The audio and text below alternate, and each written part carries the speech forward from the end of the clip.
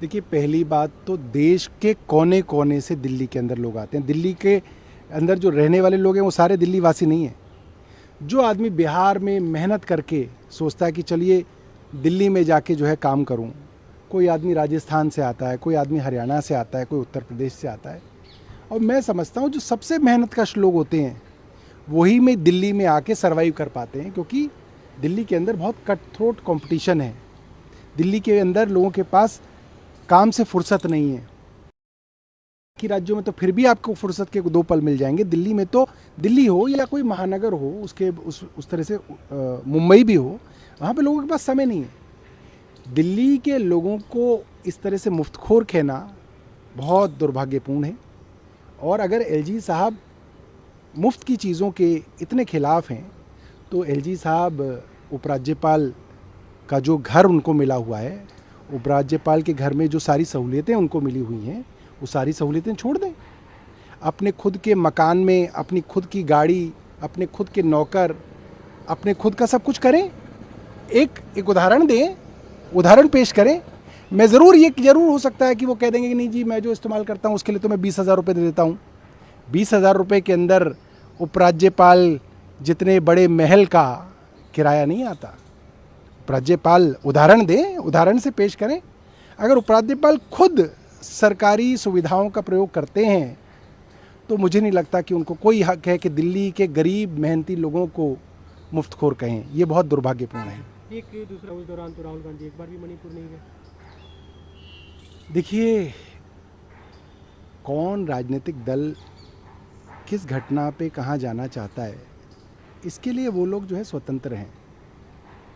अब आप हर चीज़ के लिए ये नहीं कह सकते कि वहाँ क्यों नहीं गए, वहाँ क्यों नहीं गए। अब प्रधानमंत्री जी भारत में तो मस्जिद में नहीं गए, मिस्र में क्यों मस्जिद में गए।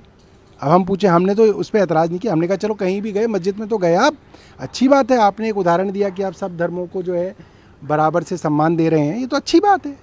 अब हम ये कहें कि साहब लखनऊ में मस्जिद में नहीं गए आप, दिल्ली की जामा मस्जिद में नहीं गए आप, अहमदाबाद में जहाँ आप रहते थे वहाँ आप मस्जिद में नहीं जाते थे, ये सब जो है छोटी बातें, सब नहीं करनी चाहिए। एक दूसरा मुद्दा है, मध्य पार्टी के लोग सवाल उठा रहे कि सावरकर ने अंग्रेजों से माफ़ी मांगी थी, एक तरह से अपमान है। देखिए, भारतीय जनता पार्टी की समस्या ये रही है कि आज़ादी से पूर्व इनके पास ऐसे स्वतंत्रता सेनानी नहीं हैं जिनको कभी इतिहास में दर्ज किया हो या उनको रिकॉग्निशन मिला हो।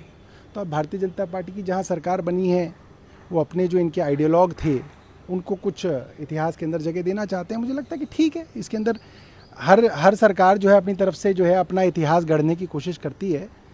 तो जब दूसरी सरकार बनेगी तो वो अपने हिसाब से फिर बदल देगी। छत्तीसगढ़ की कांग्रेस सरकार में अब चुनाव से ठीक पहले टी.एस. सिंहदेव को उप मुख्यमंत्री बनाया। देखिए, भारतीय जनता पार्टी और कांग्रेस हर जगह कुर्सी की लड़ाई है। कांग्रेस की समस्या ये है कि हर जगह दो मुख्यमंत्री हैं। राजस्थान में दो मुख्यमंत्री हैं, तैयार बैठे हैं। कर्नाटक में दो मुख्यमंत्री थे, खूब सामने आया।